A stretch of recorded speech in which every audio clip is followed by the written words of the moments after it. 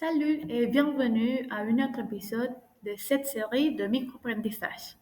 Après les pronoms, aujourd'hui, on étudie les adverbes. Comme d'habitude, avec Rocio et Josué. On commence. Les adverbes. Ce sont des différents mots qui modifient ou précisent le sens d'un verbe, d'un adjectif ou même d'un autre adverbe. Ils nous donnent des informations supplémentaires sur la manière dont se déroule une action, quand elle a lieu, eu ou avec quelle intensité. Commençons par les adverbes de manière. Ils répondent à la question comment et décrivent la façon dont se fait une action. On en trouve beaucoup qui se terminent en mont, comme lentement, rapidement, facilement. Mais il y a des autres comme bien, mal, vite. Exemple, il court vite, elle parle doucement. Ensuite, passons au adverbe de temps.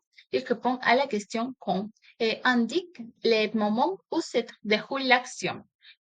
Pensez à des mots comme hier, aujourd'hui, demain, maintenant, souvent, rarement, toujours, jamais.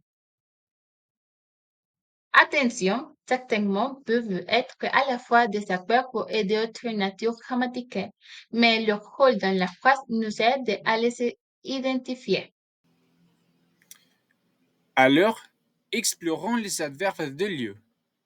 Ils répondent à la question où et précisent l'endroit où se passe l'action. Les exemples courants sont ici, là, là-bas, partout, nulle part, devant, derrière, dessus, dessous. Par exemple, le livre est ici. Il se promène partout. Et puis, nous avons les adverbes de quantité. Ils répondent à la question combien ou à quel point et indiquent la quantité ou l'intensité. On utilise souvent beaucoup, peu, trop, assez, très, plus, moins. Par exemple, il mange beaucoup de fruits, elle est très contente. Merci, Josué. Donc, terminons avec les adverbes de négation. Ils servent à nier une action ou une idée. La forme la plus courante, c'est ne et après pas. Mais il existe d'autres. Par exemple, ne plus pour indiquer à la fin d'une action, ne jamais pour indiquer l'absence d'une action, ne rien pour nier un objet et ne personne pour nier une personne.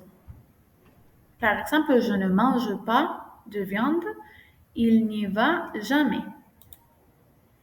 Notez bien la structure avec ne, qui se place avant le verbe conjugué et l'autre partie de la négation, soit pas, plus, jamais, etc., qui se place après. Ne plus verbe conjugué, plus pas, plus jamais, rien, personne, etc. Par exemple, je ne mange pas de viande. Donc, vous avez maintenant une bonne base pour comprendre les différents types d'adverbes en français. Entraînez-vous à les repérer dans vos lectures et à les utiliser dans vos phrases.